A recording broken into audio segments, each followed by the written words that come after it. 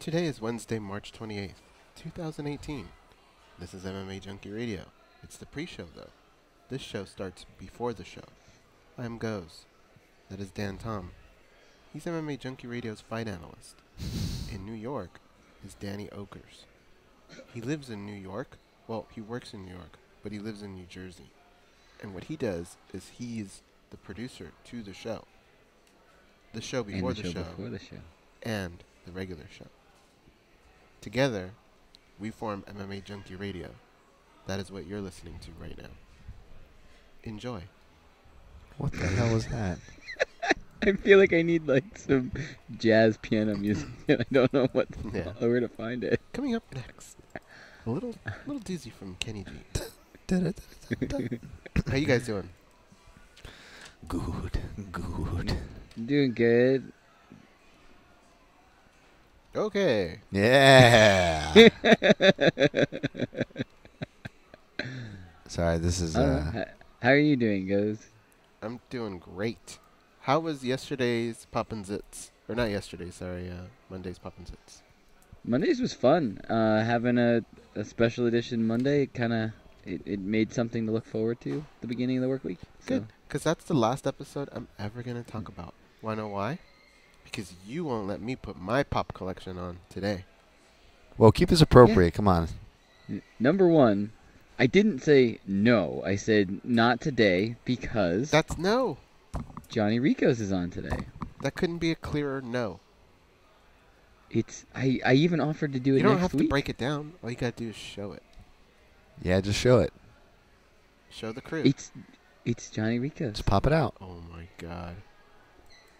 So coming up in a minute. It's Johnny. You can post it in the group anytime you want to.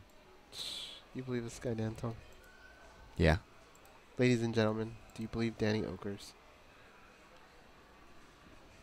What a banana. You're a banana. You're a banana. You should buy a banana pop. Up in 30. I'd put that up if you had a banana pop. Who's your biggest rival, your band? Who's like the number 2 in your area? I don't know. I'll look into it. Why, are you going to start being a fan of theirs? Oh my God, Danny. Come up and stand by. Can you set up a block for them on Friday? This is your captain speaking. We are making our descent into Las Vegas McCarran Airport. On behalf of our crew, we'd like to thank you for flying MMA Junkie Airlines. Now please fasten your seatbelts and put your tray tables in your upright position because the descent is going to be a little bit bumpy. Alright, Junkie Nation, it's time to roll, baby, on MMA Junkie Radio with Gorgeous George and Gold. This is what we doing while we do it, baby. All night long, we rollin'! Yes! The MMA Junkie Radio revolution is upon us. Can you dig it? There's no escape. No escape. Through the vast frontier of cyberspace and through a sea of stars in outer space. One small step for man, one giant leap for mankind. We've solidified our combat communications stranglehold. We are controlling transmission. With the use of MMA Junkie Radio and SiriusXM satellite radio technology. MMA Junkie Radio. Commence transmission.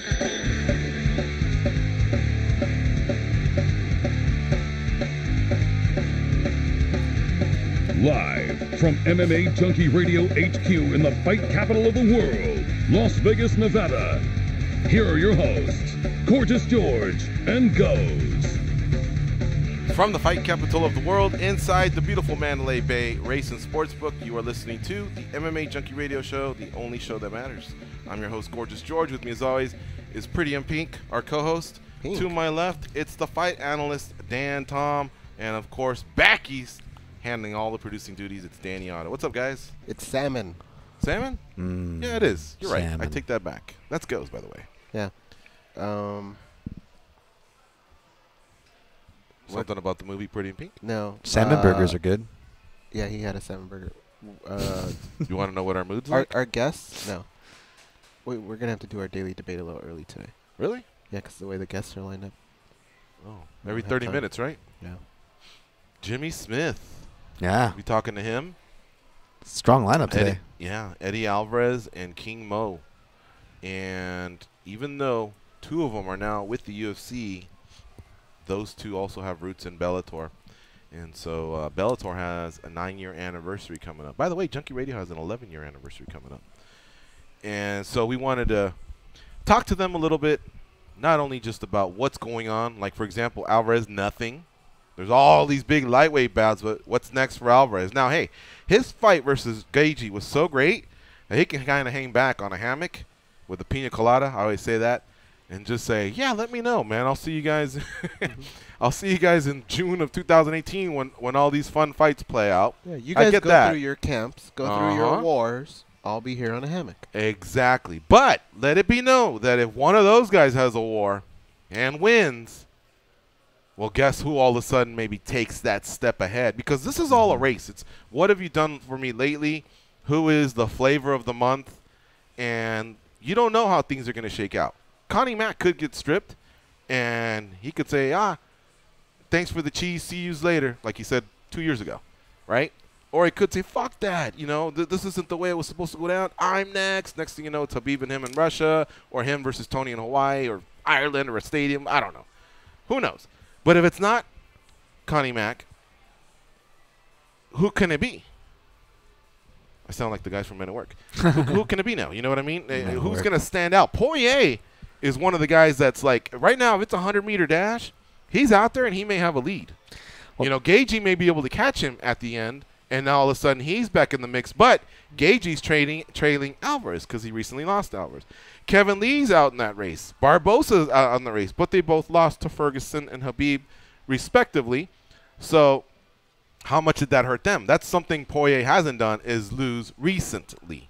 You know what I mean? So this is going to get interesting. So Alvarez can sit back, sip on that pina colada, but should he order another round, or should he start to think about getting off the hammock and figuring things out? And so that's what we plan on asking him. And then also about his days in Bellator, you know, because he was one of the guys that helped build that organization. He was one of their first stars, and we'd like to, you know, pick his brain a little bit about that. Smith's calling the fights at UFC 223, Habib and Tony. So we definitely need to ask him about that fight card. But aside from that, we also want to ask him about his run with Bellator, because he was there from season 2, if I'm not mistaken. Wasn't season 1 Anik and Yeah. Was it Anik and Smith? I don't think so. No. There's another gentleman. I'm not sure the name. Yeah, okay. So Smith, you know, he got there. He was there for quite a while.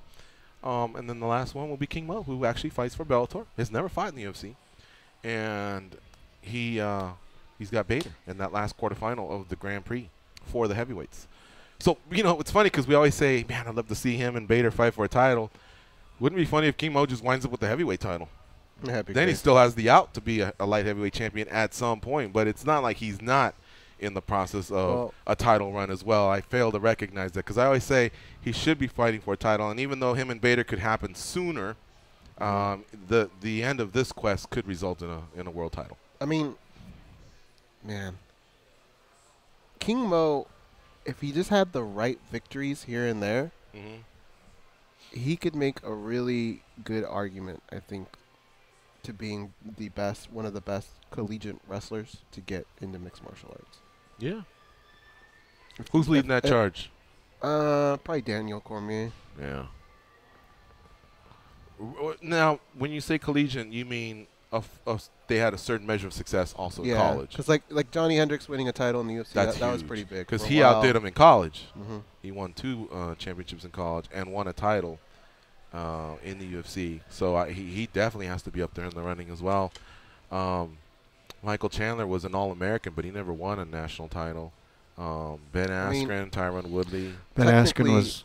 What's that? I was going to say Ben Askren was one of the only 2 wrestlers to win Hodge Trophy twice. Only 2 wrestlers in NCAA history, and then 2-time NCAA champion, 4-time All-American. All his losses, I believe, were either to 1 or if not 2, technically 2 guys in his whole collegiate career, which is just insane. Ben Askren's was a real impressive one. Yeah, that'd be a good debate. I mean, to have, right? A good daily debate for the Oh, yeah. future. Mark it down for the future. And Yeah. man, that might be a good There we topic for your go. podcast. Yeah, technically, there we go. if he were to win the heavyweight belt, he'd have to do it by going through Wright and Bader. And granted, it's not for the title, but in a way, he could go. I kind of beat the light heavyweight champ too. I'm kind of Yeah, it like would- that champ. It would too. help market. Yeah, you're right. Chael would spin it that way. But he could market that in the future if he wanted to tackle that. But, at the same time, whoever wins this heavyweight title, I want you to start defending it. I don't want this fucking money fight thing. Yeah, Start yeah. defending that title and build the legacy of that title. So whoever's left, that's one thing that I question about, like, some of the participants in there. Like, did they really want to do it or eventually drop to another weight class? And do they vacate it? Is it a mess all over again? I mean, if Yeah. Chael won it, is Chael going to really defend it? Yeah. I think he'd say, fuck, now I'm going for the light heavyweight. Who's there, Same thing goes for, I think, Mo. Yeah, it's random, but speaking of accoladed wrestlers and heavyweights, I think one of the first ones, before we first heard that introduced All-American in those terms, I want to say was maybe UFC 10 with Mark Coleman. Was that his UFC debut? Because I know they said he's an All-American wrestler, and it was great because they went through his wrestler list, but the guy across from him, for his discipline, it just said survival, I think. It was back in those days. How about just his Fighting Bear homie Grylls, or what? Kevin Randleman, who was a national champion True. and also became a world champion. Those guys came in quick, didn't they? Yeah, and a lot of them come through like in pairs of where they wrestled collegiately too. Yeah. That's a great question. Kane was an All-American and a world champion. Thinking of the guys from ASU. Dan Stevie Henderson was Galloway. an Olympian. Mm-hmm. An Olympian and a world champion, but not in the UFC. A lot of people don't even want to hear a conversation unless it starts with that. And if it doesn't, then you need all these other accolades to at least get them in the conversation. Well, the wrestlers, their one is more, their version of this, what we're doing, is they're more like, Tyron Woodley and Askren are like, Mizzou guys put the best wrestlers in MMA, whereas, Oklahoma State guys are saying, oh, it's Oklahoma State guys, and then you got Kane and the Arizona guys, but then you got Gray Maynard and Rashad and the Michigan guys, and Tony Ferguson go, no, the Michigan guys. Yeah, I mean, Penn State. Who's got the current bragging crazy. rights right now? Probably Missouri, right? They Only got DC's Chandler. a champ. They got Woodley. Ben Askren. technically retired, I guess. Yeah. So that leaves Chandler and Woodley. You factor in. I would have to say they, up until when Ben was at least still the one championship. Mm-hmm. Like about a year ago, it was actually them three because all three of them had a title. Yeah. Chandler just lost to Primus in June. That's and right. Askren was a champ last year. Now it's kind of like a head up between DC and Woodley, and then, hey, what else did you bring to the party? Yeah. Woodley's bringing Chandler, and I'm sure there's a few other Missouri wrestlers maybe we're not giving credit to, but of the well-known, that's the only one I could think of. Yes, and then DC's got Hendricks' backup, and Munoz is retired. Rochalt's, or I don't know if I know the younger one's retired. I don't know if Jake's the older, smaller one is retired. I'm not sure if Jared ever hung it up. Jared reached All-American status, but his MMA career kind of leveled off. You know what hurt him, by the way? Jared was – I know he takes a lot of grief, and I've always been a fanboy of his because he's a 49ers fan. He's really, really a cool dude. He was in the middle of a fight. Man, can you look it up, Jared? Oh, wait, was it Walt Harris? No. Please look it up and just give me the names of a loss he took after Derek Lewis. Because he lost to Derek Lewis on the regional scene. He comes over to the UFC, and this dude actually looked like Kane for a moment, man. I mean, he had this guy in a collar tie, and he was uppercutting him, and he was vicious. He came out like guns a-blazing, you know what I mean? And then he got knocked out in that fight. Yep. And then after that, he wasn't the same. And then he used to be a little bit more patient, and which caused the fights to be a little boring. Yes, and then I he remember started that. running out of gas in some fights. I think it was anxiety, or maybe he didn't have the best camps.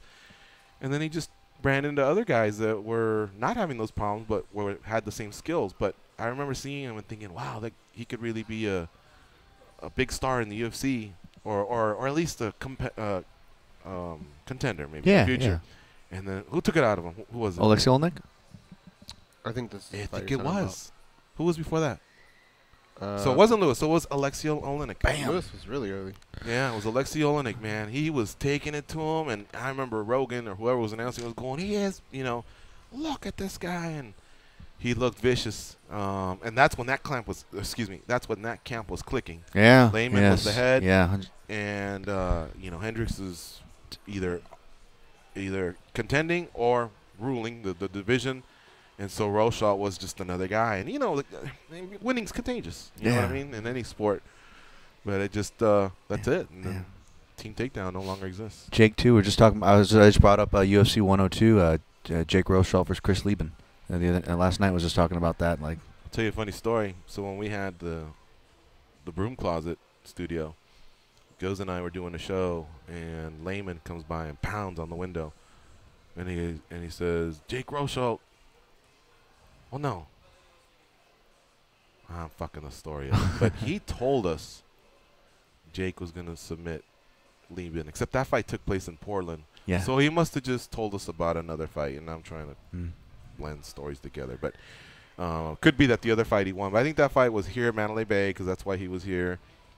But whatever he said came true, except it wasn't that fight because I know that fight happened in Portland at UFC 102. Yeah, he did beat Lieben. Wasn't the Walt Harris fight here at Mandalay Bay? But I was talking about Jake versus Lieben. But yeah, the Walt Harris fight was here. Yeah. Walt Harris guys. Yeah. looked good in that fight. On the door or on the window?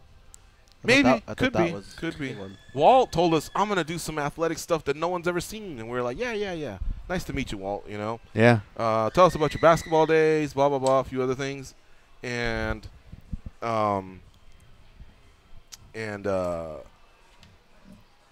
he comes out, and he was very electrifying with his kicks and punches. He really looked like an athletic heavyweight. It was true. He gave Roshaw one hell of a fight, and then he lost. And then that fight took a little bit out of him because he took either another loss or he might have squeezed in a win. Then he had to go regroup, and now he's back, and he just signed a new contract. So good for Walt Harris. But all it takes is one fight. It can really, really derail your hype, your career, your trajectory. And your some fighting can style. Excuse me? Your fighting style. Yeah, your style, your 100%, confidence. And a lot of people can dust themselves off and say, right back on the horse, and let's get to it, and they shake it off. And then others take that second loss, and then the questions come. You're on a 2-fight losing streak. What have you done to change your can't? Yeah. Oh, yeah, man. All of a sudden, some of them can't handle it. You know what I mean? You think I can go back in time? Yeah, we're going to get to that. A mad scientist? We are going to get to that. Question, George. Yeah. But let me transfer into Frankie, and then we'll get to Rhonda, and then we'll start taking our breaks and having our guests on. So Frankie Edgar, remember we talked about this. Is it too soon?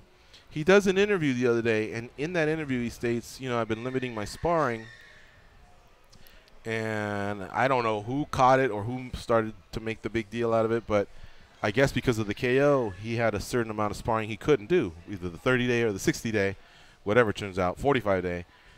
Yeah, and so he almost got himself in a little bit of hot water there, He did clarify, though, via Twitter, what I meant was I've been sparring, but we're doing jiu-jitsu, no contact. Or he didn't say that. He just said no contact drills, So nice save by Edgar.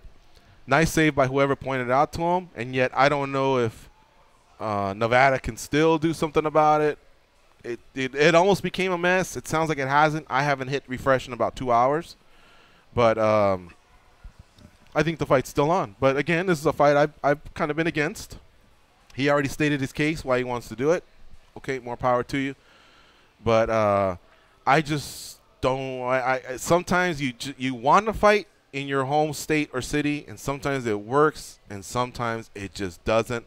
And I think for Frankie it would have worked out better if it just didn't. Because let's just say he beats Cub. Ortega and Holloway still have to play out, you know what I mean? And whenever that plays out, let's just say that fight plays out in July in Hawaii in a stadium. Edgar could be on that card, and that would buy him 3 more months of being able to clear the cobwebs and recover, Or maybe a month or 2 even after that, setting up end of the year fight.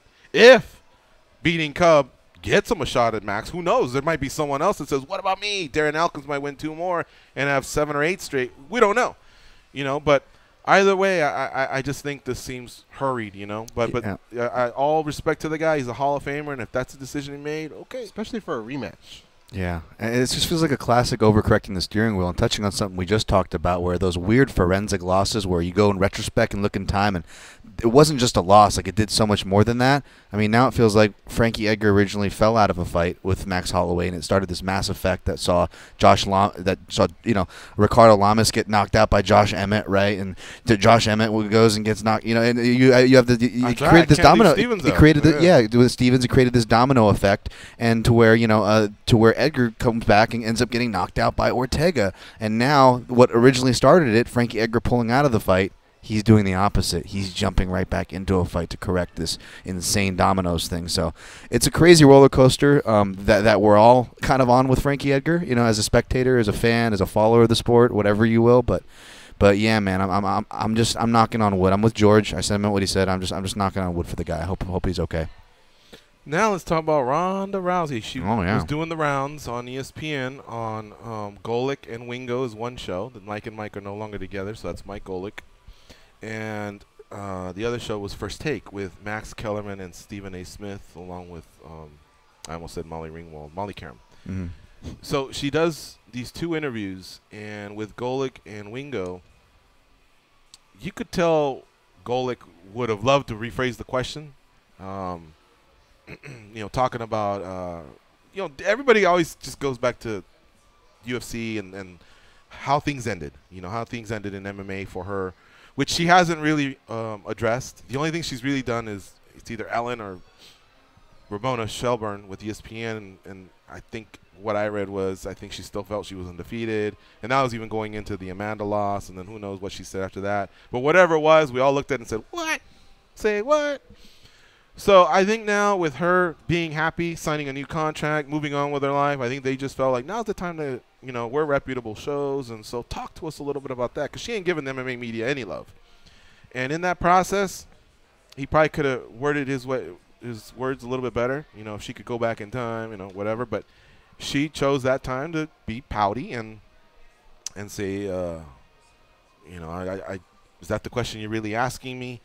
And, of course, I think Golic, at the same time, whether we want to admit it or not, hey, this is a female, so I'm not going to.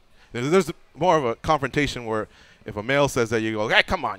There's a little bit of a verbal pushback. But he collected his thoughts, asked, and then they got through it. And she was smiling towards the end. If you've seen the whole thing, I've seen the whole thing. She does smile at the end, but at that very moment, it was awkward and petty, and so all of the other media, of course, jumped on it. And so now it becomes a huge thing. But now she goes on another show, and she subtly maybe accuses Max Kellerman of hiding behind, people will say, or someone, others have said or whatever, in regards to how, again, going back to her losses. And so again, she basically said it. I think some people like to hide behind, rather than ask the question directly, they hide behind what others may be saying. She used like the air quotes. Max, of course, said, well, hang on a second, that's not me. I've actually championed your cause all these years, and she wasn't having it. She just gave him a sarcastic thank you. And then that's the one I haven't caught the whole interview for. I looked for it, but I couldn't find it, so I don't know how it ended. But your thoughts on the mysterious Ronda Rousey?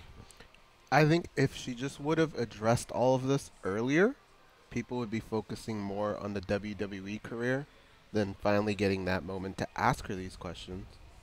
It takes away from that. But they're asking it because she won't address it. Mm-hmm.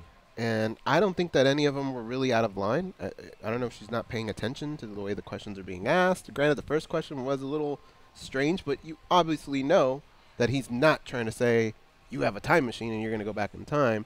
So I think, yeah, she was being a little pouty. I think it's a bad impression on your new employer. I think it's a bad impression for your old employer. It is if Vince isn't sitting there going, that's it. We might be having a heel here, or he might be building her character. Because I read that, and I don't think Ronda went in with that intention. But I don't know about the part goes where you're saying that Vince and Stephanie and Triple H and all those.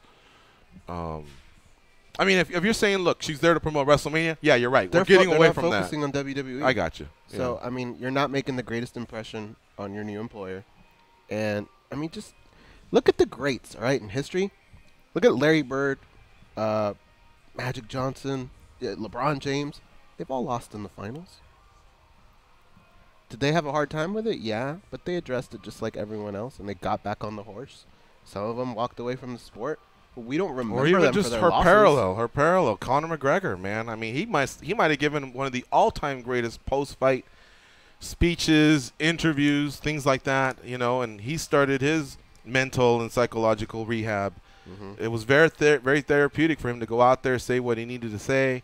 I think I remember like a little jab to Nate, like, you know where this was, whatever. Nobody was feeling it, but still, he collected himself and still sat there like a man and took it. And guess what, man? No one ever hounded him for questions after that. You know, unless you were really hurting for a question, I guess you brought it back. But for the most part, we moved on from it. Yeah. And he got on a plane, went back to Ireland, licked his wounds, and all of a sudden the campaign was on, and he came up with, you know, new lines, knowing that he lost, but he came up with excuses and reasonings and game plan strategy and mind games, and all of a sudden we were focused on fight number 2, which he got out of. And guess what? They're 1-1, but doesn't it feel like he won the overall war?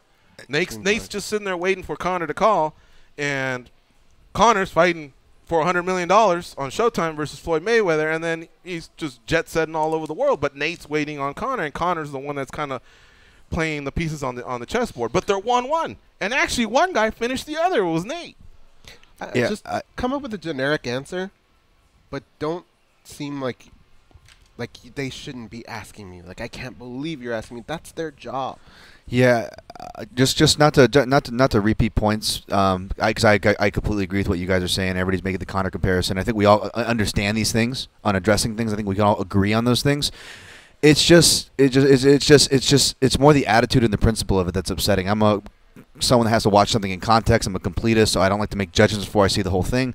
Like George said, I didn't see the whole interviews. That being said, I don't need to, guys. We know this. We know that she, for whatever reason, who cares at this point, to be honest, doesn't want to deal with losses and doesn't deal with them any better than, you know, kids that I've taught in a kids class, to be honest. And secondly, it's not about the losses, guys. This was apparent in her behavior in her wins, and everybody knows that, you know, age old thing. It's watch how somebody wins. That'll tell you a lot about their character, almost more than how they lose. In fact, you know, as far as the negative goes, if somebody wins poorly, that says a whole ton about their character. Now you're probably thinking about Miesha Tate versus Ronda Rousey too, right? Oh no, yeah, or that, or before that. Well, yeah. You can even go before that. How about Miesha Tate versus Ronda Rousey won after doing what she did to Misha's arm and this and that? And Miesha wasn't even an extreme couture. There was no bias there. In fact, if anything, I had a bias toward Ronda. She kind of has a loose lineage through Hayastan and that lineage through Neil, my own instructor. So if anything, I should have been rooting for Ronda. But man, it was to be honest, a hard time rooting for her. And you know, I wish I was wrong. I wish I was wrong about John Jones as well. But these are patterns. These aren't just one instant type of thing. So I think we kind of have to see it and call a spade for a spade at this point. All right, we got to take a break. You're listening to MMA Junkie Radio on Sirius XM Rush 93. When we come back, we'll be talking to UFC lightweight Eddie Alvarez. So stay close. We'll be right back after these messages. It's MMA Junkie Radio on Sirius XM Rush 93.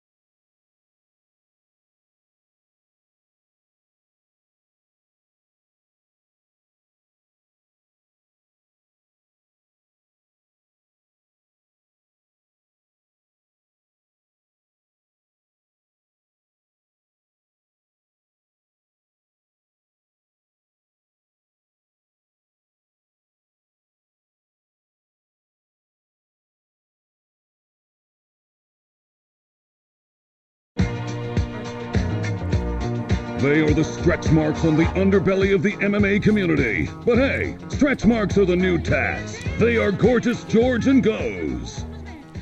All right, we're back. Struck out there with Eddie Alvarez, but we will continue. And I know we will get him on before the show's over, except there'll be some scrambling going on at some point. But these things happen in mixed martial arts. All right, so right now we're going to pivot towards the daily debate. We're going to do it a little bit early. Doesn't matter because the results are already in. Thank you to the 1,709 of you that voted. Here's the question, though.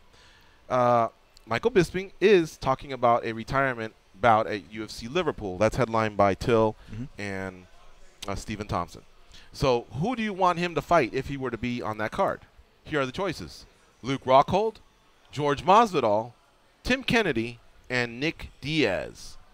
We always start off with Goes. How about you this time, Dan? Who do you like? Well, as you can tell by the really random choices, if you really look at light heavyweight to middleweight, popular to non-popular, everybody is either booked or something's going on. And by the results, it almost seems like it doesn't matter if someone is retired or potential drug suspensions or just out whereabouts unknown. It seems like there's some really interesting opinions in here. I have to go with Luke Rockhold, which is more the obvious one, just because, especially after Luke Rockhold's loss, where he's kind of at with the middleweight division, he's not sure if he wants to go up to light heavyweight. I believe they might have even talked about meeting at light heavyweight or 185. Either way, to kind of cap off that trilogy, that just seems to make the most sense to me for both guys right now. And you're right. I don't think it matters that it has to happen at 85. It's a trilogy. It just needs to be settled. There is bad blood. You know, I like those. But if they can both get in at 95, I think I'm all for it. Didn't Rich Franklin and Dan Henderson once fight? Yeah. And they didn't really settle any type of a score or beef. But we always wondered, the UFC guy and the Pride guy, what would happen if they met up? They met up in Ireland, and, of course, Dan Henderson, I believe, took that one down. So I'd like to see something like that. So I agree with the 46% that said Luke Rockhold, 9 said George Masvidal, 7 said Tim Kennedy, 38 though for Nick Diaz. Goes, who do you side with? I side with you guys. I like Luke Rockhold. I think you settle something with that matchup. It doesn't really interfere much with the division. So I like that one. The Nick Diaz one, I was kind of thinking about that, but I don't know who you're going to get. If you get vintage Nick Diaz, absolutely. That'd be a fun fight. It'd be a great fight that makes sense. But we don't even know if he's training. We don't know what he's doing. So even if he were to say yes, we don't know who's going to show up. So for that last fight, I would want to see Luke Rockhold. And I will say this. If it pulls Nick Diaz out of this retirement or this funk he's in, then let's do it. You know? Yeah. But, yeah, I think since he just doesn't appear to be interested in fighting anymore, then him and Luke, let's see who comes out on top. Whoever you do it, though, make sure you put Masvidal on the undercard so we can watch 2 fights, one in the lobby and one in the cage. Smart. All right, so that's your daily debate there, brought to you by the MMA Junkie Radio crew. And now it's time to move on to our next guest, first guest. His name is Eddie Alvarez, former Bellator world champion, former UFC world champion. Guy's done a lot in the sport. He's back chilling, letting the whole lightweight division play out. But we got to see at some point who he might think he might be mixing it up with. What's up, Eddie? How you doing, my man? Hey, what's up, fellas? Good. Good to have you back on the show. You're on with George and Goes and Dan, and always a fun time chopping it up with you. Eddie, we were talking about the lightweight division, and it feels like a 100-meter dash, and there's like 10 of you. And the work you put in with Gaethje kind of puts you in a nice lead as far as who might be next for Khabib and Tony if Conor McGregor were to not come back. But at the same time, with all these other fights playing out, if one of those, you know how our sport is, man. Our sport is the flavor of the month. What have you done for me lately? Could one of those guys possibly overtake you? And so we kind of picture you on a hammock with a pina colada, just letting everything else play out, and then taking a fight booking. Are we close? Yeah, at a hammock. Yeah. Look, I'm helping the guys get ready who are having fights. I'm kind of stress-free right now, enjoying my time. The Marlon's fighting, Edson's fighting. All of our guys from Dagestan who train with us are fighting.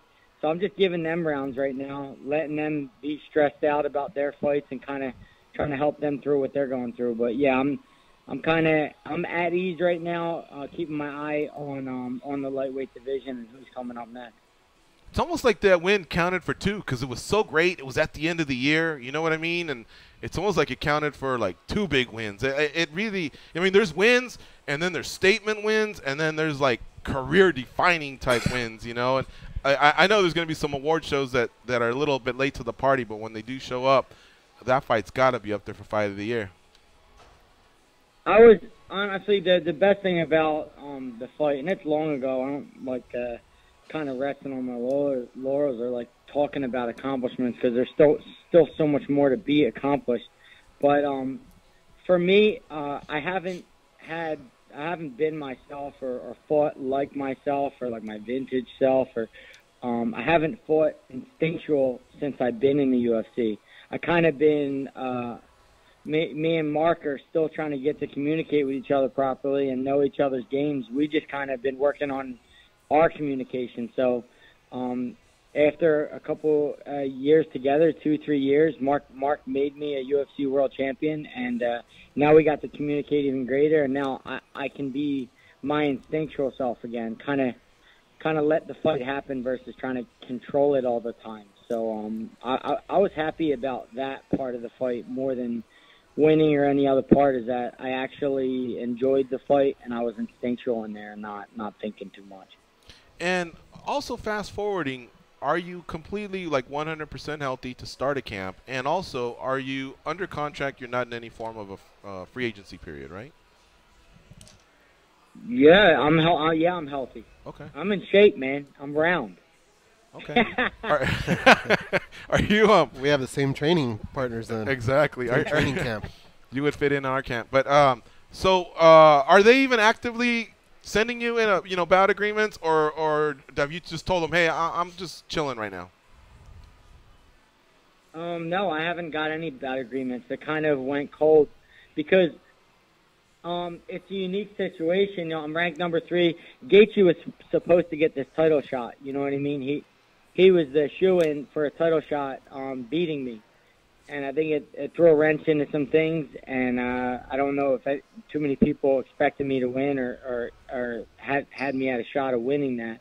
So the plan was Gaethje will win, he'll be the new flavor of the month, and he'll be able to get a title shot. But that didn't happen. So now it's kind of like, oh shit, Eddie's at the end of his contract.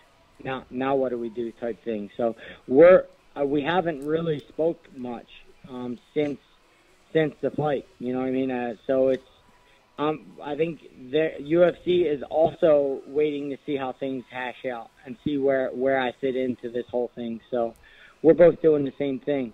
So you are at the end of a contract. You're a free agent right now? I have one fight left. Oh, one fight, so okay. I mean, if they were to give me that fight, and I take the fight, I'm essentially a free agent. So after that fight ends, so.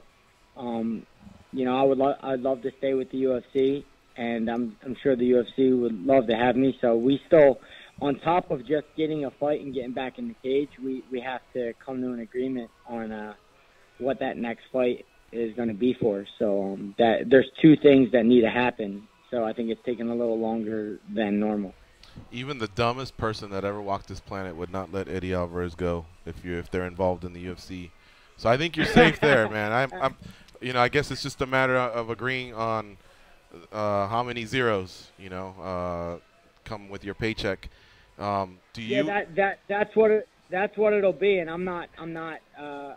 I love fighting. I'm not selfish. More than anything, I came to UFC wanting to add value. I didn't want to come to the UFC begging to be a fighter on their network or begging to be a fighter on their promotion. I wanted to bring value to the sport and value to the promotion before I ever did that. So we just need to discuss what that value is, and then we can move forward and I can get fighting like I want to. Man, it's so great to see your successes over the years. I remember we would interview you, and I think you had to sell a house in Philly while you were living in Florida, move the family down. And I would say now, after all these great fights you've had, the title run, you could probably afford a house in Philly and Florida. So I'm glad things have changed for you on that front, because you do put it out there and you've done it for many years. No, we're out the hood now, man. I'm in a big fucking house outside of Philly. There you go. Eddie Alvarez, our guest here on MMA Junkie Radio. Goes, what do you have for Eddie Alvarez? Eddie, in talking to other fighters throughout the years, we always get different answers, and I want to kind of see where you're at on this. Some fighters say they would rather just sign that contract now before that last fight, and some like to kind of roll the dice and see if they can't get a big win and then ask for even more money. Where do you stand on that with your negotiations? Would you rather get the contract over with now, or would you rather wait and get that last fight done? I enjoyed everything. Me and the UFC had no hiccups. We didn't have any hiccups throughout the length of my contract, so I have no qualms at all. So I just think it's a matter of us sitting down and hashing out a number that we both agree that that's my value. So I don't want to play that game. I don't want to leave and say, all right, now give me that. I don't want to go there. I don't think it has to go there. But I'm myself. Before I joined the UFC, I was making a lot of fucking money, and when I joined the UFC, I was also making a lot of money. So I never depended to be with the UFC to make a lot of money in this sport. I always made a lot of money regardless. So I love their promotion. I love everything that they do, and I want to compete with the best guys in the world. So I don't see any reason why we can't hash it out. Eddie, we watched your fight with Justin Gaethje with a bunch of troops on Fort Eustis, and there wasn't a moment where everybody was sitting down. Everybody was standing up for the entire fight. And when the fight was done, the one thing that we all said was, I wonder how much time they're going to take off after this fight, right? For the winner or for the loser. And thinking of Justin Gaethje, were you surprised that he kind of just jumped right back in there? And with the matchup ahead, you faced both guys. How do you see that fight playing out? So I was a little I'm not shocked of anything Justin Gaethje does. I actually went into that fight expecting complete chaos and exactly what it was. I didn't want to sugarcoat it. The guy, I spent some time with him on the Tough Show. I got a good gauge on the type of person he is and how he likes to live his life, and I have a tremendous amount of respect for him. Because even after we swam in the pool, I'm going to give you an idea of the type of person Justin is. We did that pool swim, and Justin clearly has never swam a day in his life. I have. I cross-train swimming. I enjoy swimming. So I know what it's like to not be able to swim and try to get in a pool and swim laps. He damn near drowned during this event. On the Tough Show. You didn't get to see the whole thing, but he almost drowned in the pool. But he finished the half a mile of swimming, never being a swimmer ever in his life, which I was like, holy shit, I would never. I think the first time I went in the pool, I did a lap and I passed out. But he finished the whole half mile, and not only did he finish, when he paid me our bet, he paid me the money that he owed me, I was laughing, and he goes, I didn't learn a thing. So don't think, because I said to him that you swim like you fight, like he's 100 miles an hour. He don't have no pace. And he said, well, I didn't learn a thing, saying like the swim did nothing. Like I'm still going to fight exactly the same way I fight. So that's the kind of guy he is. That's the kind of way he lives, and I respect that. So with that being said, I think the fight coming up is going to be it's going to be Gil, because the battle of a guy who's I think it's no question that Dustin Poirier is a more skilled fighter than Justin Gaethje. That's safe to say. I think everybody in this room would agree with that, skill-wise. But Justin has the intangibles, and at no time in the ring when I was beating Justin, no matter how hard I was hitting him, did I feel like he was accepting defeat. Not at any point. And I can't say the same for the Dustin fight. I feel like there was a point in that fight where I felt like he accepted defeat and he wanted to be out of the fight. Justin didn't, and I beat Justin worse. So I have to give the edge to Justin in that respect, because I don't feel like Dustin Poirier is going to be able to finish him. He's going to have to fight him for the whole fight. Eddie Alvarez, our guest here on MMA Junkie Radio. All right, our fight analyst, Dan Tom, has a question for you. Go ahead, Dan. What do you have? You know, Eddie, we've been talking about the lightweight division a lot lately, and justifiably so. It's one of my favorite divisions. And when you go to boxing, I always love, the middleweight division in the early 1980s. You had all these big names kind of fighting each other, and I kind of equate that to the lightweight division and now, and maybe hard to compliment yourself, but I think many would consider you one of those names, like a Sugar Ray or a Duran, one of those classic names. And one of the classic fights, Eddie, that I always think about was your battles with Michael Chandler in Bellator. So I guess what I want to ask you, kind of a two-part here, is A, where do those fights kind of stack up in your memory of fights, because you have so many so many great ones to draw from, and B, do you still follow Michael Chandler's career and what's going on with him over now Bellator, and kind of keep your eye over there at all? Yeah, I like watching Mike fights. I watch the whole division, but he's one guy who always brings it, always shows up prepared, in shape, and puts on like a good show. Win or lose, he always is super prepared, and they're always guys who are exciting to watch because they can fight from bell to bell. So I always watch Mike Chandler and his fights. I'm a fan in a sense. So he's one of the few out there who are always exciting. As far as our fights together, we shared 50 minutes in the cage together, and definitely the second fight was something I'll never forget, because I felt like, at one point in the fight, you're negotiating with yourself, and you're saying to yourself, this isn't going so well, and then you're kind of having a negotiation with your own inner self, and you don't always get there in a fight. You don't always get to that point in a fight. Sometimes you knock a guy out quickly, and you never get to that moment and get that deep into a fight. So I enjoy when I get there. It lets me know what kind of man I am and what kind of adversity I can deal with. So he's taken me there in two different fights. So it's definitely memorable that I won't forget. Awesome, man. Awesome. And one more question, kind of just harkening back to something that you were talking about with Mark Henry, who we recently had in here. Always great, always very articulate, very passionate about what he does. But when you talk about clicking and adjusting, talking about your Bellator to your UFC career, something I noticed, and perhaps you can kind of clear up here, Eddie. It almost went hand in hand, like a criticism and a compliment that you would always, Jimmy Smith and Bellator would always say, oh, Eddie always gets rocked in the beginning of his fights, right? But I guess my question is, was there some kind of positive to that, to where your overall attitude, that maybe it allowed you to take some shots early, but it also allowed you to flow into the fight that you were talking about? Is there something to that? With taking a punch in the beginning?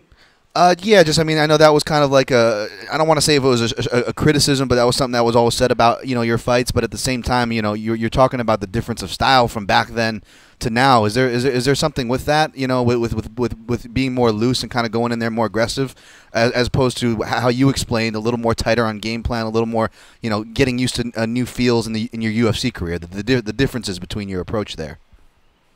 Yeah, so before I came to Mark Henry, I was like Wild West. It was all me. I felt like I was a bit reckless. I didn't care. I started to embrace the idea that I was going to get knocked out in fights and that I was going to pop back up. I started to tell referees that I'm going to get knocked out. Don't stop the fight. I warned every referee before every fight that will happen and that don't stop the fight because of it. So I got to the point before I got to Mark Henry to embrace this way of fighting, and it was foolish, to be honest with you.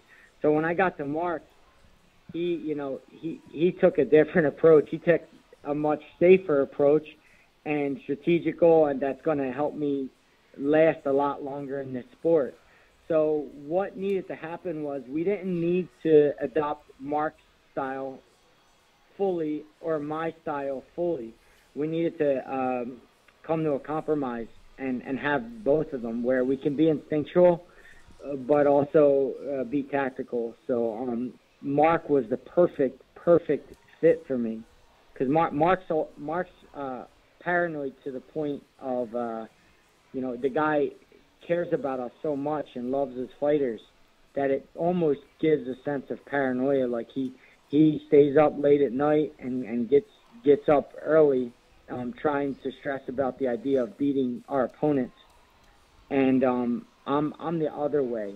I'm more like I'm gonna knock the guy out. I'm gonna figure out a way, regardless of whether I have a plan or not. So having Mark around was the perfect compromise, the perfect solution for me. I just think we mesh well. We get along. We're not just coach and trainer, but he's a friend of mine as well. So it's a perfect fit. Eddie, we're kind of up against the clock. Do you mind if we put you on a 2-minute hold while we do a quick commercial? We still got a couple more questions with you since we don't get to chat with you as often. Is that cool? Not at all, brother. All right, do your cool. thing. We're going to put Eddie Alvarez on hold. We'll take our last break. He'll take a bite of that cheesesteak that's over there on the counter, a sip of the pina colada he was sipping on before the interview, and we'll be right back on MMA Junkie Radio.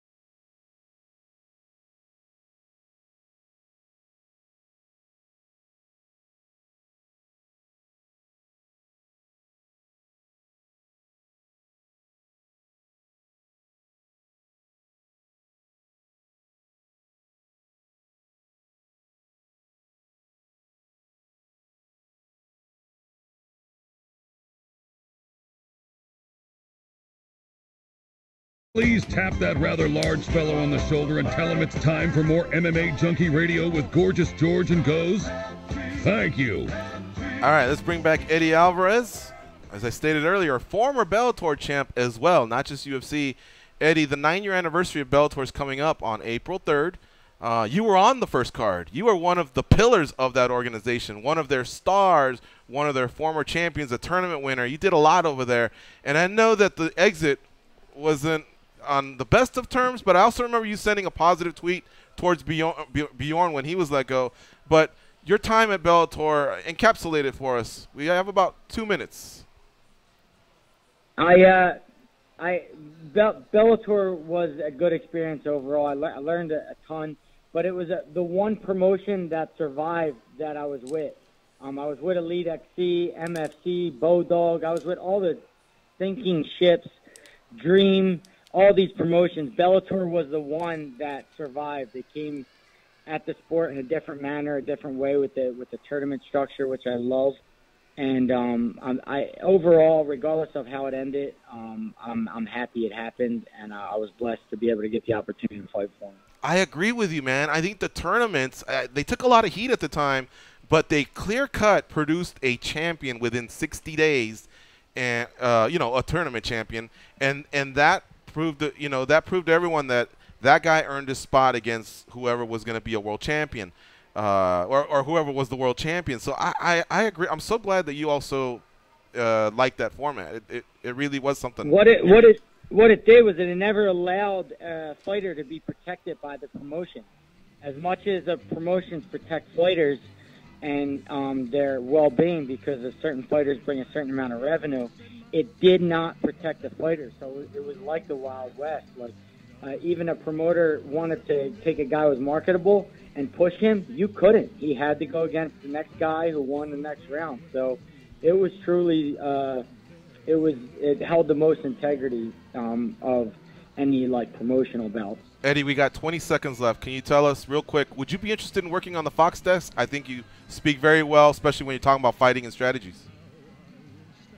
Hell yeah. We'd have to negotiate the suit and tie thing. I'm not a suit and tie guy. I tried it.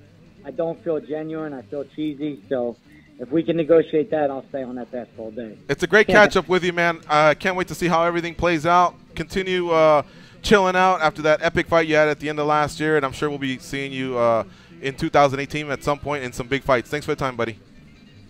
Hey, thank you, guys. Can't wait to fight for you again. All right. I'll see you soon. See you. That's Eddie Alvarez. Thanks to Josh for hooking that up. We'll be right back with Jimmy Smith from the UFC. Stay close.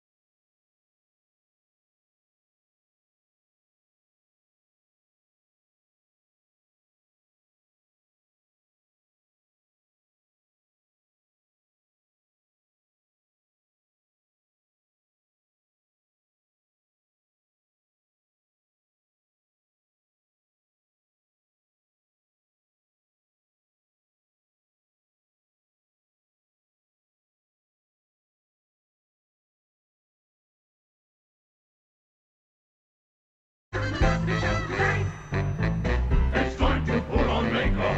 It's time to dress up right. It's time to raise the curtain on the show tonight.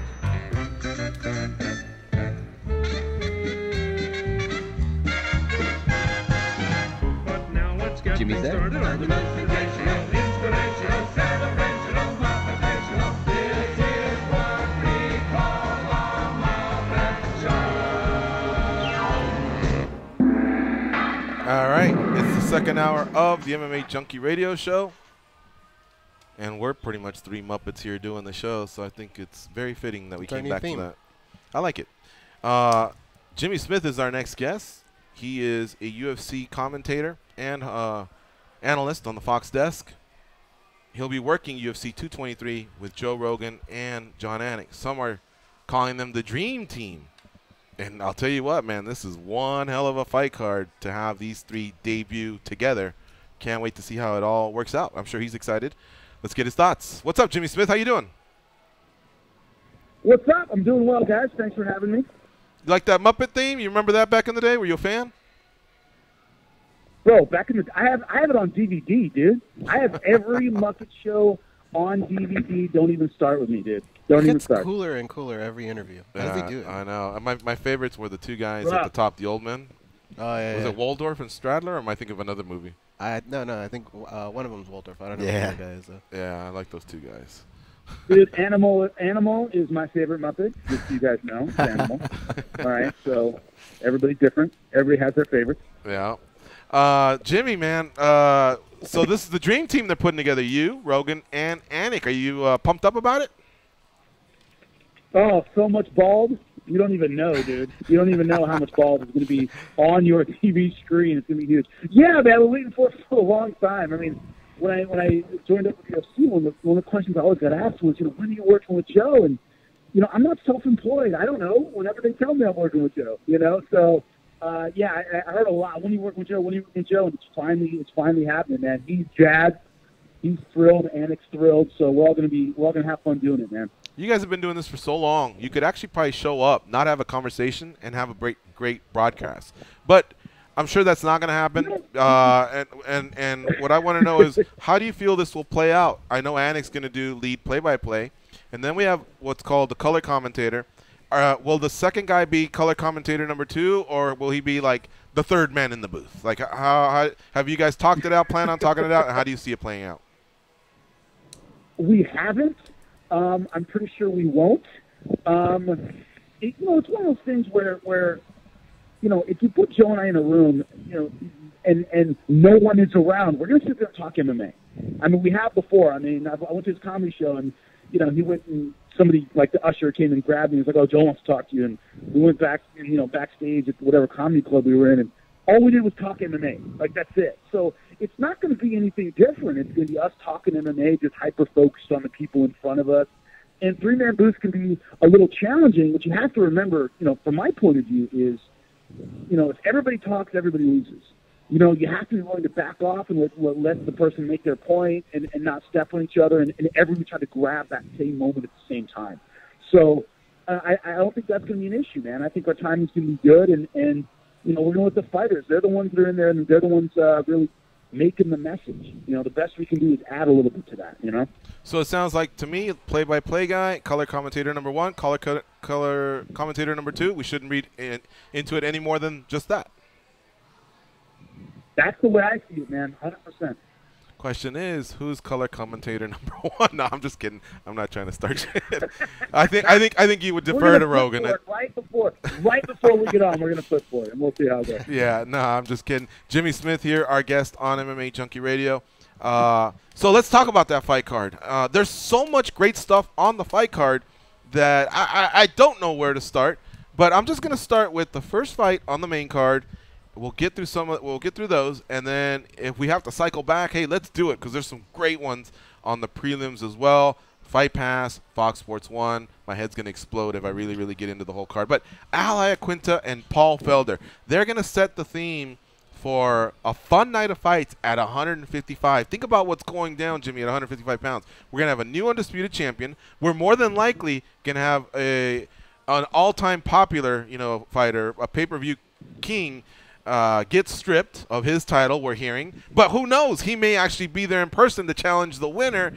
And in the meantime, Chiesa, Pettis, Iaquinta, and Felder, they're also contenders in this weight class. So many things are going to shake out. But let's start with Iaquinta and Felder. It's New York versus Philly. What's going to go down?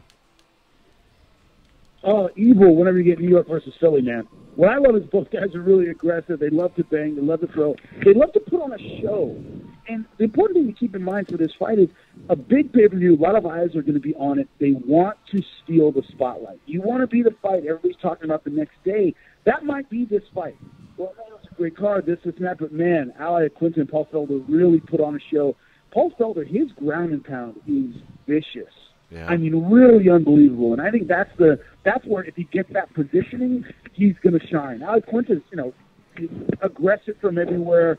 He's no slouch on the ground himself. But if Paul Felder can get on top and unleash his ground and pound, that's where he's really going to be at his best. But this is a potential fight tonight, and it's the first one. Yeah, no doubt. And I love that Paul Felder also has gotten so great on the ground. For him to be able to get out of some of those submissions and stay calm that Oliveira put him in, it just shown us how much he's grown, and it also shown us that he's got the capability to continue growing, even though that fight only happened 4 months ago. Yeah, I mean, the leaps and bounds these guys are showing every time they get in the cage, I mean, it's ridiculous. And, you think someone's kind of showing you everything they have, and they get in there and they spend time in the gym working with great guys, and they come on and show us something new. I mean, that's the exciting thing about MMA. Michael Chiesa versus Anthony Pettis. More lightweights headed our way. You got Pettis, a former champion in WEC and the UFC, but he's fallen on hard times lately. He just can't seem to get on track, and even when he's gotten a win, he takes another loss. Michael Chiesa, one of the most emotional fighters at 155 pounds. He took the Kevin Lee loss very hard, but we had him on our show recently, and he's all positive. He actually had a training camp here in Las Vegas. Dude is massive, man. He walked into our room, and we thought someone like a Ryan Bader was walking in. I mean, this guy's like 6'2", broad shoulders. It's incredible he gets down to 55. But talk about that matchup for us. The problem with Pettis is, just like you said, he's fallen on hard times, but everybody remembers the name, everybody remembers the title run, everybody remembers the Showtime kick, what he's capable of. But, you don't want to have the name and not be able to defend it, and not be able to back it up. And so people want that name on their resume. So they're going to come too hard every single time, and I think that's part of the problem is that once his title run was over, people still expect a lot out of him, and his opponent said, hey, look, I'm going to beat the crap out of this former champion and make my name off of him, and guys did.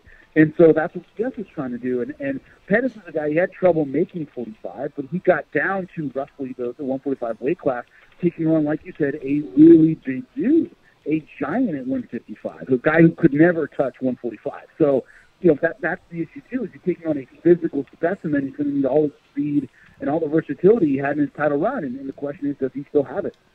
Jimmy, when you were fighting or even just training, hard sparring, what was more of a nightmare for you? Somebody that was very quick and had a striking arsenal like a Pettis, or someone that was sizably bigger than you and stronger than you like a Michael Chiesa? What always, when I was sparring, what always bothered me is the punch you didn't see really scared you. When you were sitting there sparring and boom, you got hit with a shot and you were like, where the hell did that come from? Mm-hmm. That always scared me more than power that I could see coming.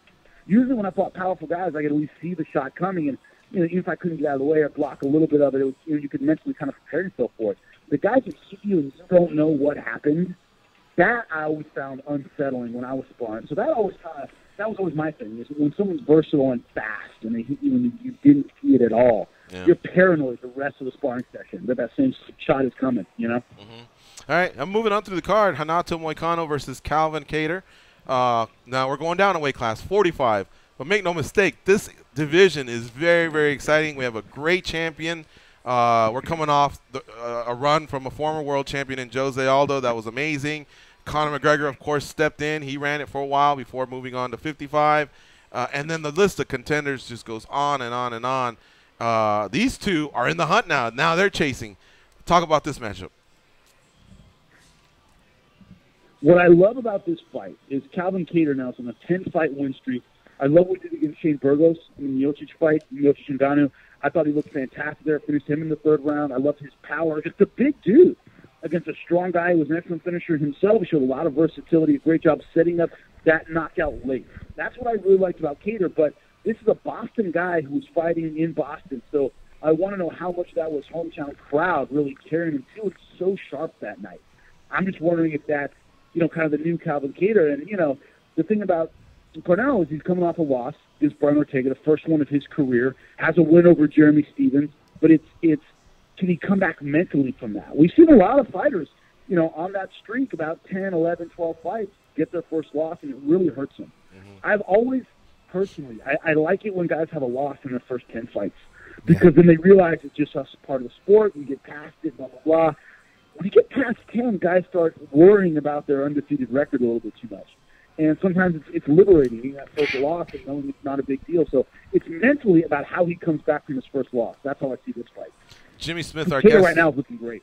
Jimmy Smith, our guest here on MMA Junkie Radio. He'll be on the broadcast for UFC 223, which is coming up on April 7th. Him, along with John Anik and Joe Rogan, forming the Dream Team broadcast crew there. Also, the fights will start on the UFC Fight Pass with 4 fights there, and then they'll move over to Fox Sports 1 at 8 p.m. Eastern Time, 5 p.m. Pacific. And if you have channel 219 on DirecTV, there you have it, folks. Start recording those. Fox Sports 1 comes very, very strong with pre- and post-fight coverage as well. And then they move on to a pay-per-view. This is a pay-per-view culminating with Tony Ferguson and Khabib Nurmagomedov. All right, I got it. Throw it over to my sidekicks here. They have a couple questions, and then we'll finish out the card. Goes, what do you have for Jimmy Smith? Sidekick? Were you short round from Indiana Jones now all of a sudden? Jimmy, when you look at this, you look at the cool, bro. I know. You imagine this guy with sidekick. I instantly picture myself in the little sidecar. Dude, you're not the Asian one over here. Speaking of short round, I mean, yeah, man. I'm Robin. No time for love, Dr. Jones. There's a lot of stupid sidekicks. All right, out there. Jimmy. The real stars of the show are the questions. Jimmy, when you look at this fight card, the opening matchup, odds-wise, is the only really overwhelming favorite. All of them are. There's hardly any discrepancy in these lines. I mean, they're all basically coin flips. After that, do you remember a card ever being this close? No, I don't. I mean, it's one of those things where, we as fans, when I say we, I mean as fans, we love it when hey, put the best in there and see who wins.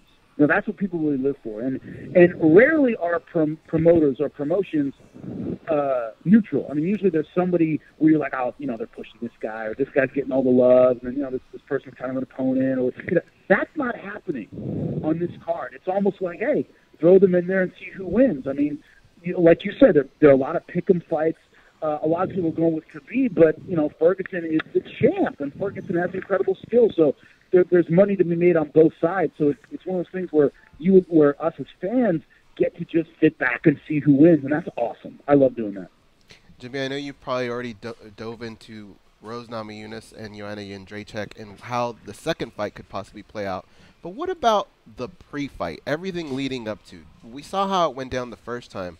Do you expect Joanna Jędrzejczyk to kind of be the same way, have that same demeanor, or do you think lessons were learned in that first fight?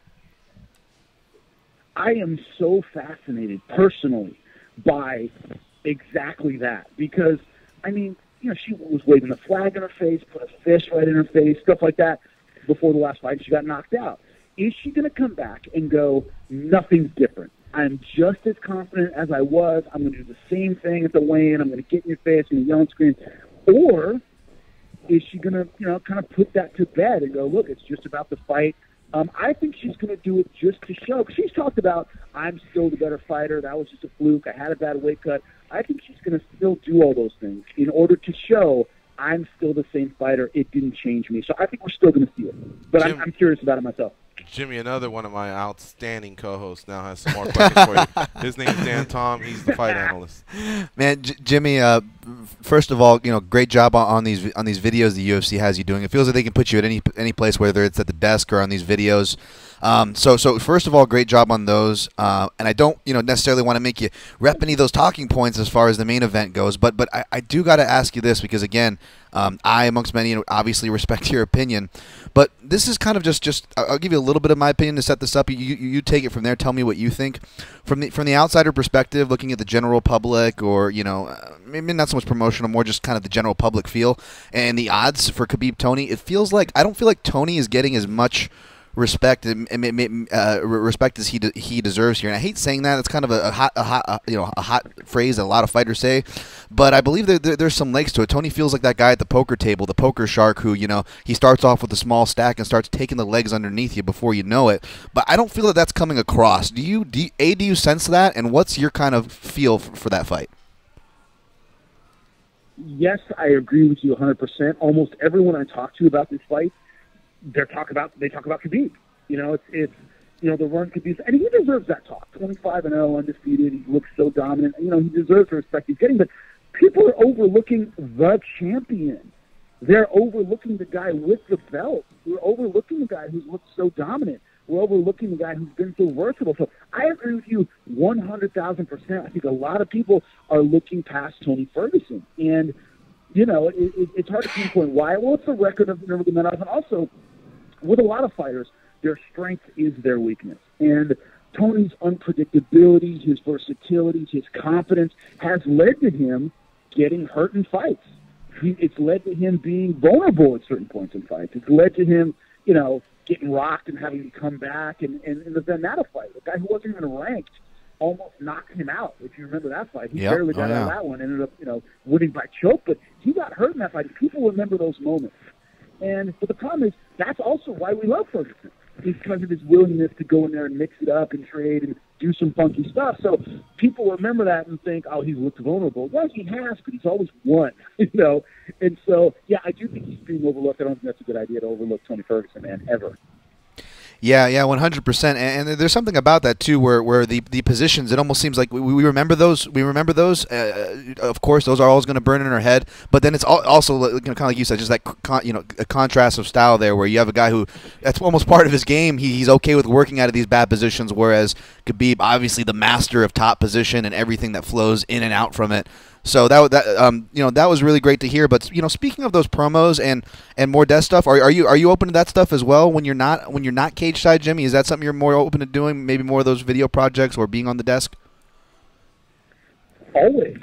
I mean, when I signed up with UFC, when I first got hired, one of the things they said you have a track record of doing a lot of different stuff. I've hosted a lot of different shows. I've done everything for Bellator for whatever it was, 8 years. So I've done a lot of promos, all that stuff. So they were excited about that. They were, you're going to be doing promos, you're going to be doing desk stuff, you're going to be, obviously doing live events. So, they just call me, man, and they go, hey, we need you on the Fox desk this day. Got it. We need you to do the video breakdowns for the next 3 months worth of fights on this day. Got it. And I tell them yes, and they send me to do it. But I've done all three of those. The three things I do is, the video breakdowns, I do desk shows, and I do live events. And they literally send me an email and go, we need you on this day. And I go, yep, no problem, I'm in.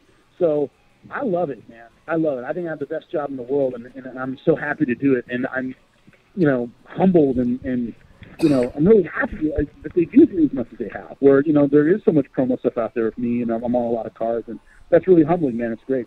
And would you want something more consistent, like, hey, I'm always just on broadcast, or do you like being on some broadcasts but also sometimes on the desk and mixing it up?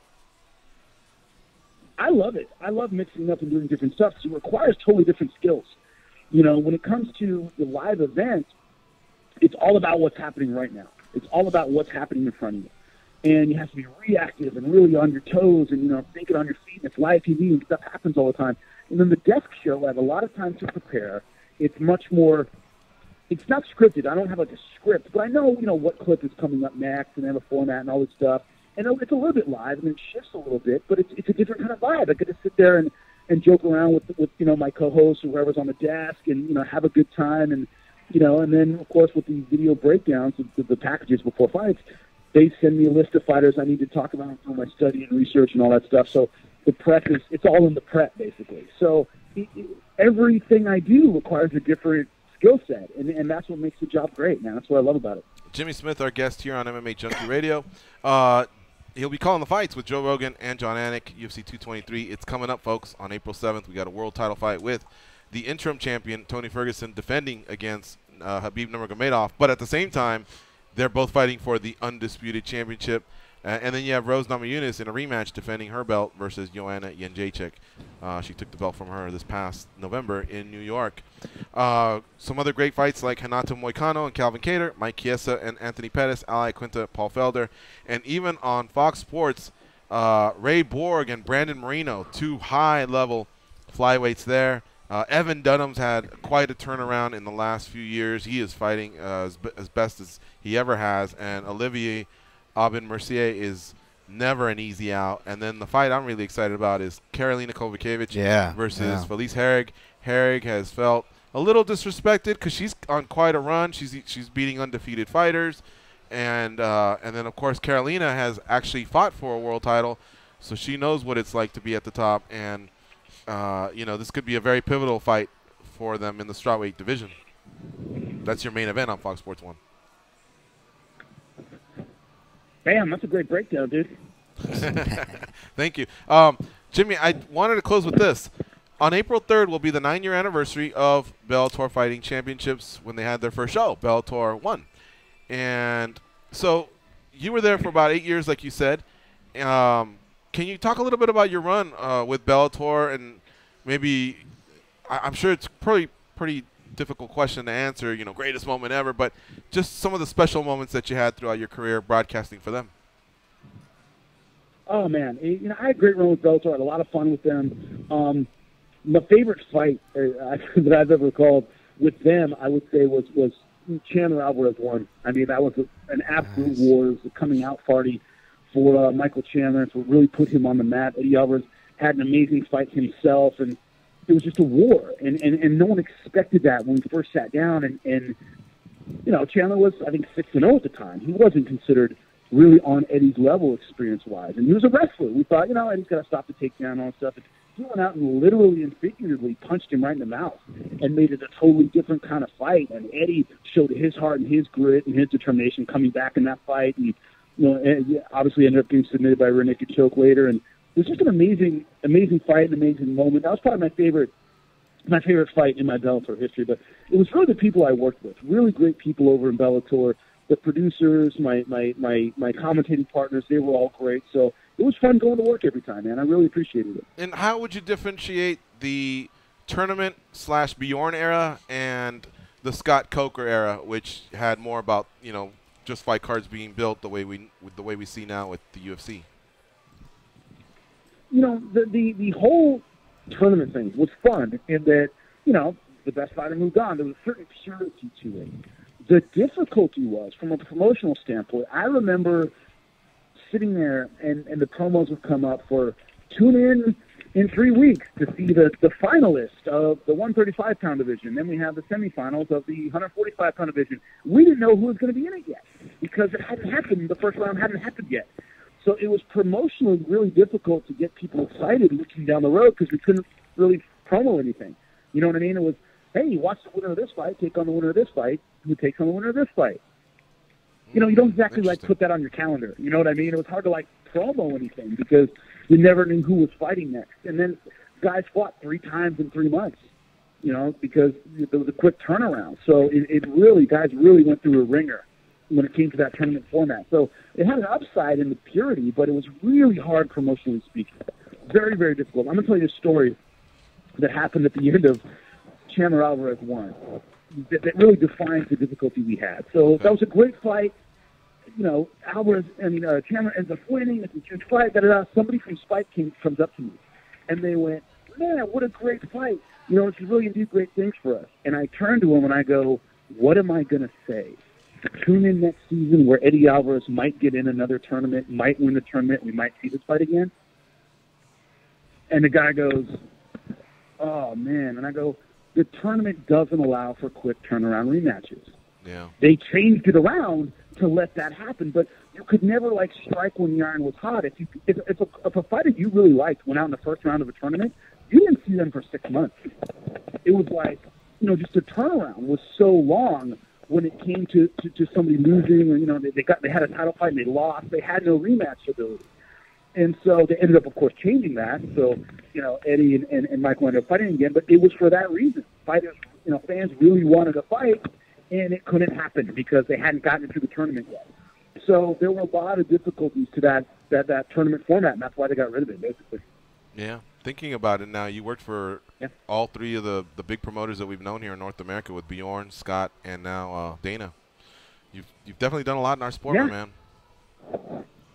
Yeah, I have, man, and there's a lot I've seen. I did M1 overseas. I did Affliction. I've done all of it, man. I cut my teeth in M1, all right, and there were times when they would announce a fighter and the wrong fighter would come out, all right. So there was a time when my headset one time I started calling a fight and I was live to the house, so everyone in the arena heard me talking. And I went, you guys have to change the mic around. And I had to sit there while they did it. So I've been through everything. So when things happen in other promotions, what's so funny is they'll go like, oh, we might have a technical hiccup with this camera. And I said, dude, I've been in places where my microphone just turned off because we were in the middle of Russia and they had the wrong outlet or some crazy thing. And so, I've been through it all. So, I can deal with just about anything at this point. Definitely. All right. Well, we look forward to a smooth sailing at UFC 223 with you and Anik and Rogan. And we want to thank you for your time here on MMA Junkie Radio. We really appreciate breaking down the card with you. Anytime, guys. Appreciate it, man. All right. See you soon. Take care. All right, folks. Big shout out to John Stauffer for lining that up. And we got to take a break. When we come back, we'll be talking to King Mo Lawal. Stay close. It's MMA Junkie Radio on Sirius XM, Rush 93.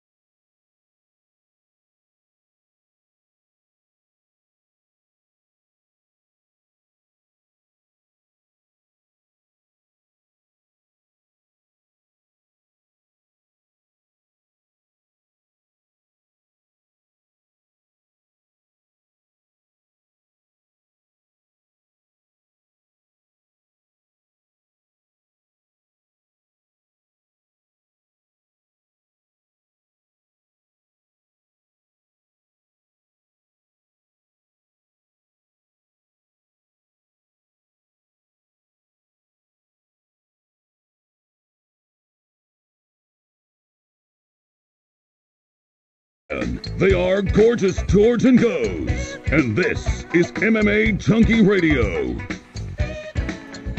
We're just one day away from baseball's return. Join us all day tomorrow for opening day on SiriusXM Sports. Every show on every sports channel is sharing their favorite baseball memories and discussing the biggest storylines heading into the season. It's opening day tomorrow on SiriusXM Sports. MLB Network Radio's coverage starts tomorrow morning at 7 Eastern before their play-by-play triple header. MLB Network Radio is on Sirius 209 and XM 89. All right, let's move on to our last guest of the day. It's King Mo, former Strikeforce light heavyweight champion, current Bellator heavyweight Grand Prix participant. What's up, King Mo? How you doing? Man, I'm good, man. Just chilling. King Mo, I apologize for bringing you in late. That's all on me. So I am doing a deep Japanese bow to you right now. Nah, it's all good, man, because I thought I was supposed to call in, you know what I'm saying? So it's all good. Okay, cool.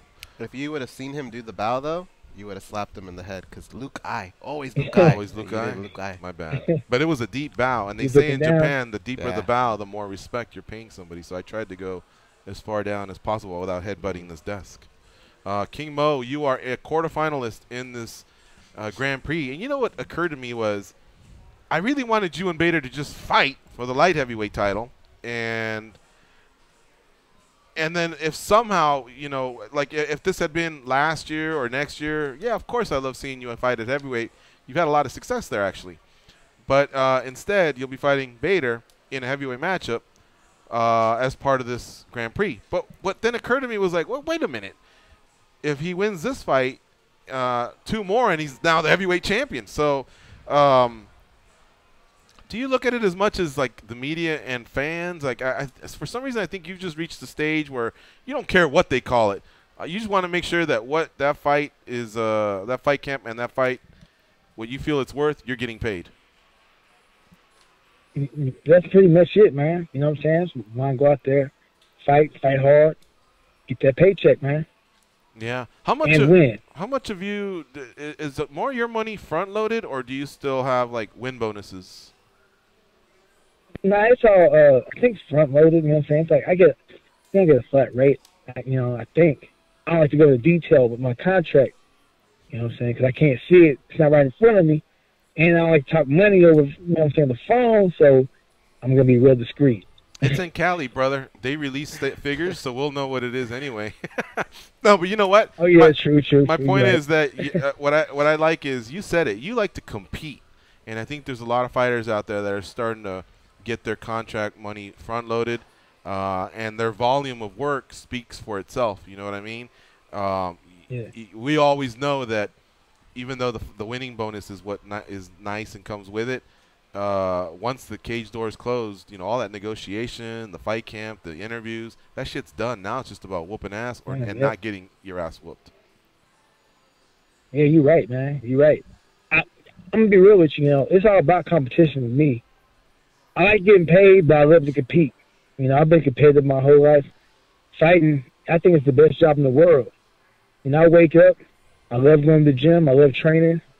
I'm doing what I want to do. And I love it, you know what I'm saying? And I love fighting. Now, I know that when 2 guys or gals have beef, that's like Christmas for fans. You know, yeah, man, someone's got to eat crow. You know, they're going to settle their beef. They're going to squash it. And their legions of fans get into it. But a step down from that, in my opinion, is when people from the same sport or martial art compete, because you all have kind of been on each other's radar through high schools and college, the ones that have reached the USA teams. So how long has Bader been kind of just from a distance on your radar? How much have you always just wanted to compete against him just because he is a fellow wrestler? Well, I competed against him before, a long time ago. I beat him in a wrestling match. But that was a long time ago. But I feel like this. If you weigh 205 or heavyweight, it's on my radar because I fight at both weight classes, you know what I'm saying? So pretty much, I'm plain and simple. The moment he stepped foot in the cage and weighed in and fight at 205, he was on my radar. Gotcha. All right. King Mo, our guest here on MMA Junkie Radio. He's got Ryan Bader coming up on May 12th at Bellator 199 in San Jose. This will be the final quarterfinal matchup before we're left with our final four. We already have Chael Sonnen and Matt Mitrione and King Mo. What's your quick prediction for Fedor and Frank Mir? Man, if Frank Mir don't lose some weight, he might get stopped, man. If he come in lean and in shape, that's a toss-up. Okay, so you're kind of citing that it could be you, Fedor, Mitrione, and Sonnen move as the final four in this madness. Well, I'm not saying that. It just depends on. It depends on which Frank Mir shows up. Well, at best, it's a coin flip. If it's a Frank Mir, if it's a Frank Mir comes in motivated, you know what I'm saying, and you know, want to make a statement, man, it's a toss up, man. That's why I can't tell you. I can't pick nobody in this one. I want to, but I go back and forth. Did you ever train with Frank Mir when you lived in Vegas? No, I wanted to, but it never happened. Yeah, I know you and Roy and Ryan and a few other guys mixed it up all the time, but I wasn't sure if you ever got to roll with Frank. Well, why didn't it happen? You lived here, he lived here. What?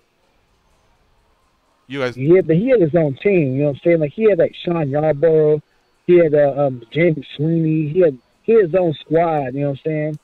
I was at Syndicate or Mayweather's, one of them two. You know what I'm saying? So if he was at Syndicate, he was just there to use the cage with his own team. You know what I'm saying? Yeah.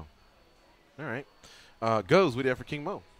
Mo, early on in the episode, we were talking about wrestling and mixed martial arts, and we were trying to figure out.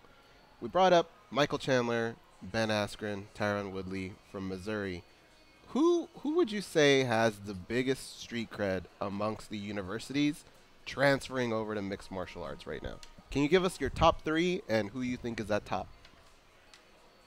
Top three schools or top three from Missouri? Schools. Oh, man, you already know. Oklahoma State, Oklahoma State, and Oklahoma State. Cowboys. Hey, that's all that matters. The rest doesn't matter, you know what I'm saying? Because Oklahoma State, we record shot. We doing that thing right now. That's funny because didn't Penn State win 7 of the last 8? Oh, my God.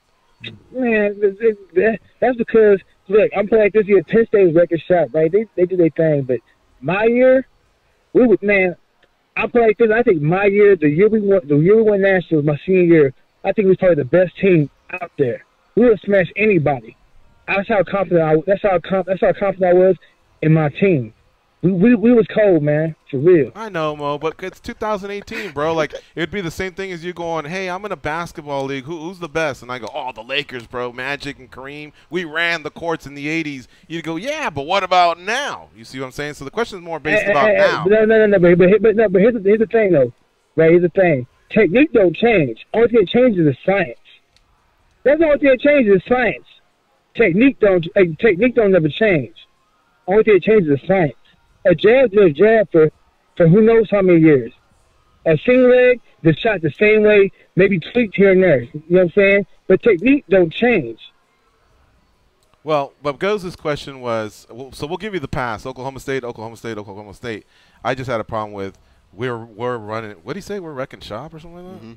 And I was like, wait a minute. I don't know much about wrestling, but I did hear that stat that Penn State had won 7 of the last 8, so I had to put. I'm talking about my year.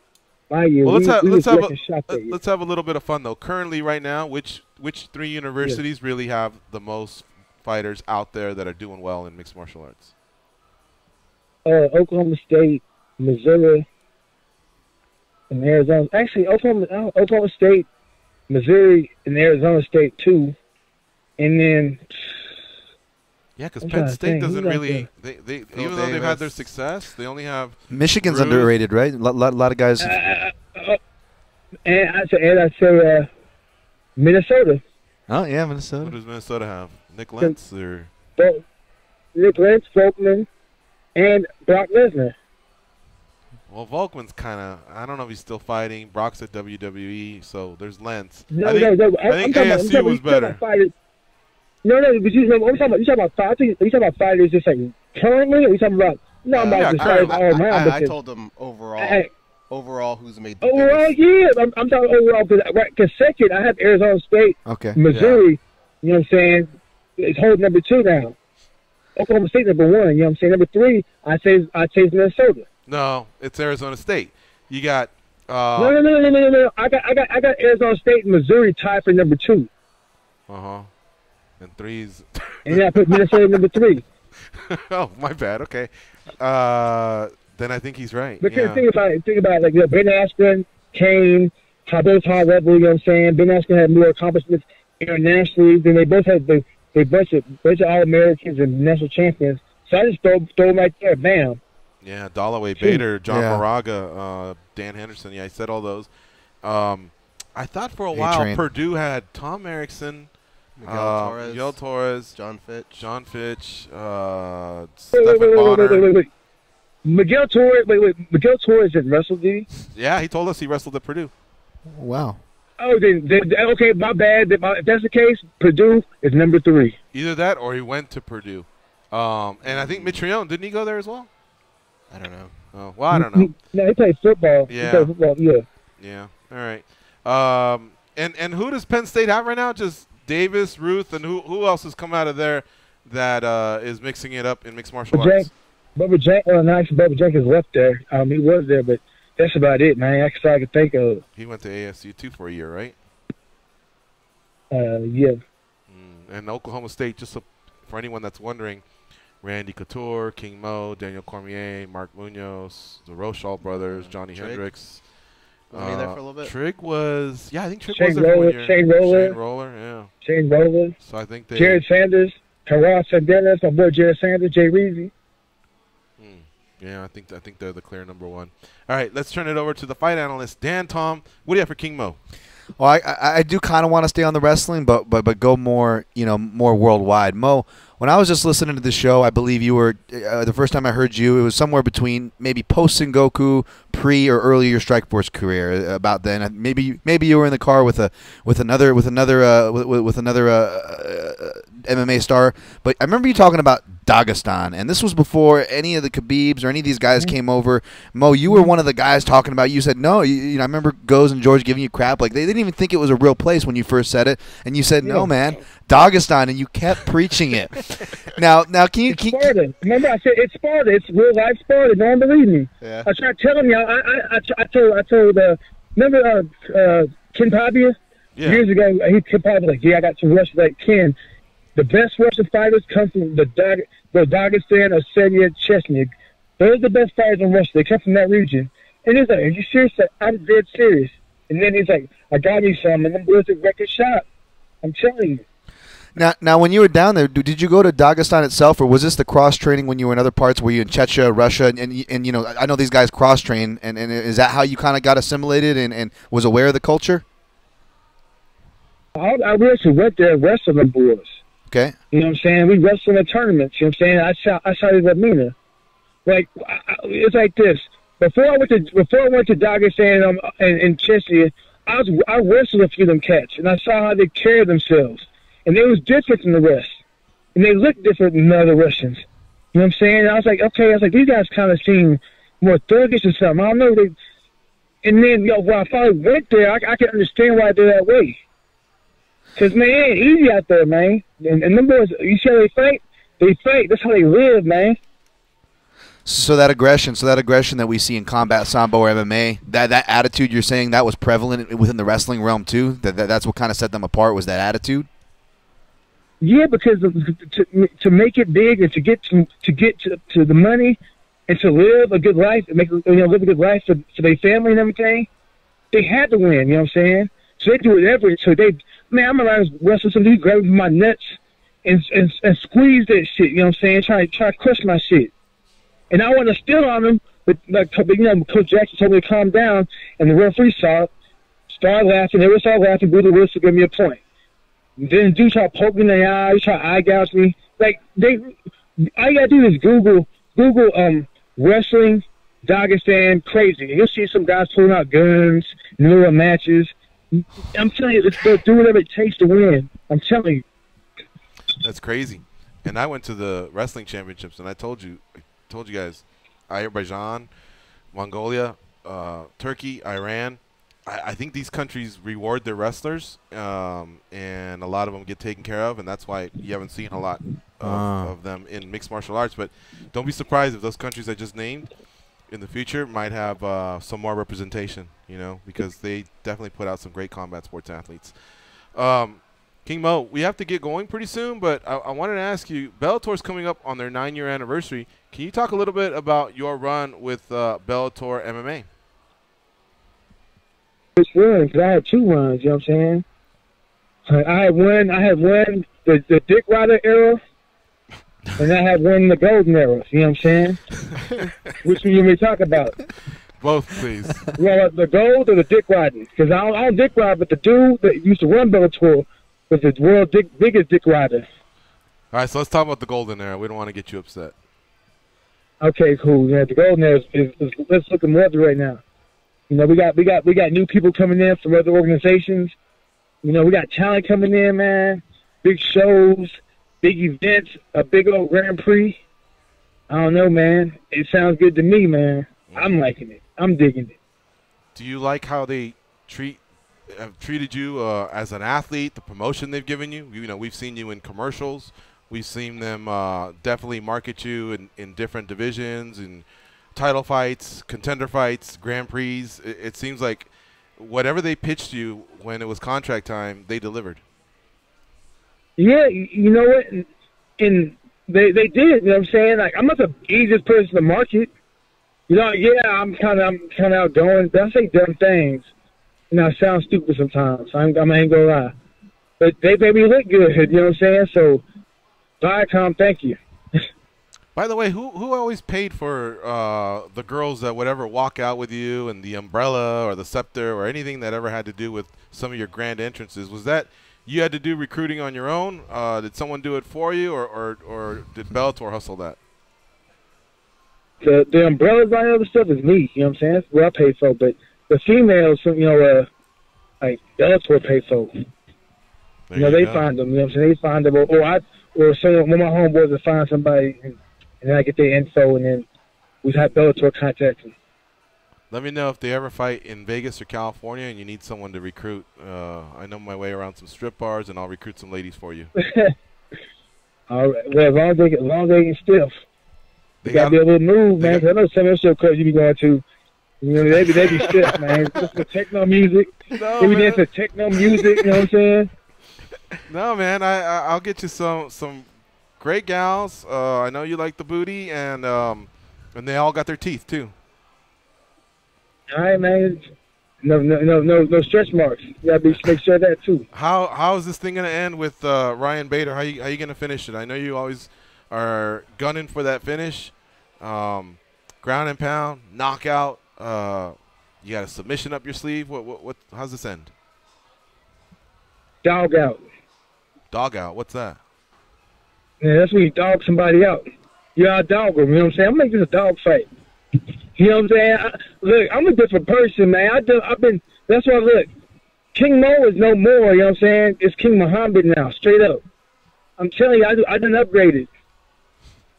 Okay, and what's the difference? You'll see. May 12th, y'all tune in. You'll see. I promise you that. All right, King Mo or King Muhammad. I apologize. Thanks for the time, as always. We always have a great time talking to you about all the different topics out there, and we'll talk to you soon, bud. Appreciate it, man. Appreciate y'all. All right, take care. Do you remember that one time King Mo said he'd rather watch Tom and Jerry than Floyd and Connor? The other day, I was changing the channels, and Tom and Jerry were on. Dude, I was laughing so hard that I actually recorded the series, and now sometimes I like to wake up and just watch a cartoon of Tom and Jerry. They just put me in a good mood. They're hilarious. All right, folks. Time for the last break. It's MMA Junkie Radio on Sirius XM Rush 93. Stay close. We'll be right back.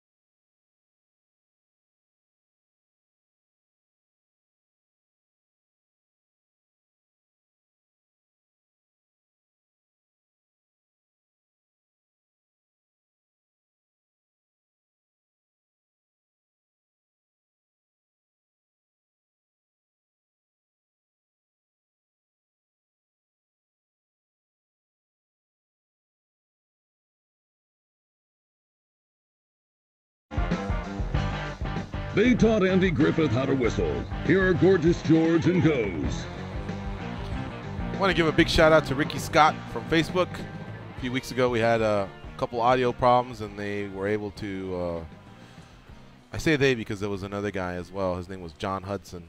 They were able to communicate to me and I was able to let Goes and Dan know, and they worked with Danny and we got it done. In fact, they worked so hard on it that it caused us to have phone problems the following day, but then we fixed that one. But in the end, we got it all done. So, all your feedback is always welcome, good or bad. Just hit us up, and we will try and fix immediately.